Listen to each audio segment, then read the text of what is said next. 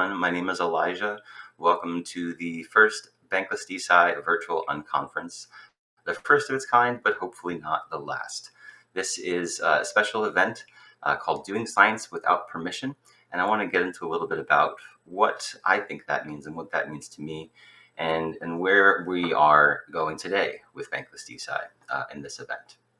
So there was a time before science, and now we live in the post-science times. I think humanity can all agree that we've progressed tremendously. Science has been a tremendous benefit to humanity, and the arc of science and how it's been done has gone from in the past often being able to be done by individuals with large amounts of wealth, with access to equipment and space to do research. And over time, science has become more institutionalized, almost more centralized in the sense that there's these big academic institutions and private organizations that conduct science, and science is still a very resource-intensive activity. But more recently, there's been a trend towards citizen science over the past years. As technologies become cheaper and information become more available, more and more individuals who are not professional scientists can engage in science. And this movement has been called citizen science, spawning off the open science, quote unquote, movements, where there's a trend towards releasing more and more information. And ultimately to what I call community science or decentralized science, wherein we're not just activating individual non-professional scientists to engage in the scientific process, but we're also coming together as communities and facilitating interaction between the doers of science, the builders, quote unquote, and the end users, quote unquote, the non-professional scientists. Ultimately, I do believe that everyone's a scientist, and DeSci really enables us to bridge those barriers, similar to how open source software bridge the barrier between developer and end user. And so when we think about how to bring together individuals into a community, there becomes this tension of alignment. How do we get people to actually, or why would people actually want to come together and work together towards a specific goal, right? And this, I think, really gets at the heart of decentralized science and a lot of Web3 and DAOs in general. How do we balance the individual and collectivist divide? So this is a slide pulled from a talk Kevin Iwaki gave a few years ago. And it really highlights this tension, right? The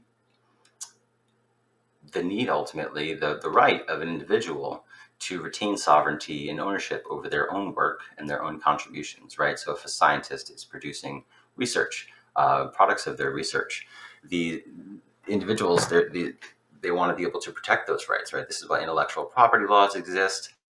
And the same goes for the collective, right, and the public good. We also want to contribute to the collective public good and make information more available as common knowledge. We want to see technology become open source and available for others to use and to build on top of.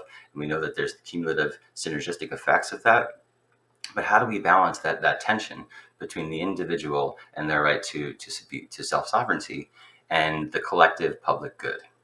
And there's a huge opportunity there in being able to find the balance and the overlap between the synergistic effects and bridging that, transcending that individualist and collectivist divide. But what does that actually look like? How do we actually find that opportunity and that healthy balance? I like to think of this in the framework of the 8 forms of capital, or the 8 forms of currency that were presented by Roland and Landau. And ultimately, this essentially abstracts the concept of value away from money, or away from dollars, financial capital. And ultimately, this is thinking of money as a much broader concept. And ultimately, I think if we can redefine the concept of money, of currency, and especially in the digital sense in Web3, using things like attestations, we can essentially redefine knowledge as money, right? Intellectual capital becomes a currency, an actual quantifiable, tangible, transactable form of currency. And so this is where I think decentralized science is going long term. How do we expand our concept of money to include knowledge, to make knowledge actual capital? And there's this concept called the protocol sync thesis that was put out by actually the Bankless podcast hosts, David and Ryan.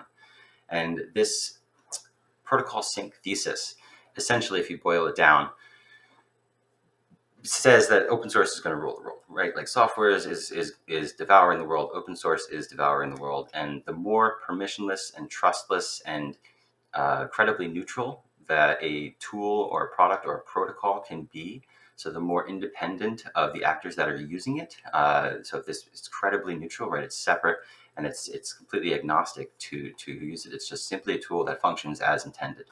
The more credibly neutral and maximally decentralized protocols can be, the more value will accrue to them, right, in the form of capital. And this concept extends to decentralized science. How do we design systems and tools to conduct science that fit within the protocol sync thesis and have maximum decentralization, maximum permissionlessness, and can foster this increased value accrual and this new redefinition of knowledge as money? And so this is what it looks like thinking about Ethereum as a global public goods layer, right? So up at the top on the right, you have different apps and user aggregation layers and all these different things that are accruing value and ultimately passing them down to that global layer beneath the application layer that enables other public goods to be built on top of it. Protocols beget protocols, capital begets capital, knowledge begets knowledge. And so if we can build these global public goods layers for science, I think that is the type of thing that will truly enable a revolution in science and how it can be done. The great apps are always infrastructure. Protocols beget protocols. Capital begets capital. And so this is the concept from the proto app thesis, developed by David Phelps. And the link is there in the notes. And I won't go on too long because I'm way over time, but I hope I'm getting this concept across that there's a real potential here with decentralized science to revolutionize how knowledge is generated and curated and how value is created in the world and how we share it with each other. So one last thought, there's this concept of hyperstructures, right? And it's this concept of building things that can go forever and operate independently without any external inputs. And so these are sort of the concept that we're building, these protocols, these tools in decentralized science, these permissionless and trustless tools. And so that's what I think it means to do science without permission. And hopefully we won't perish.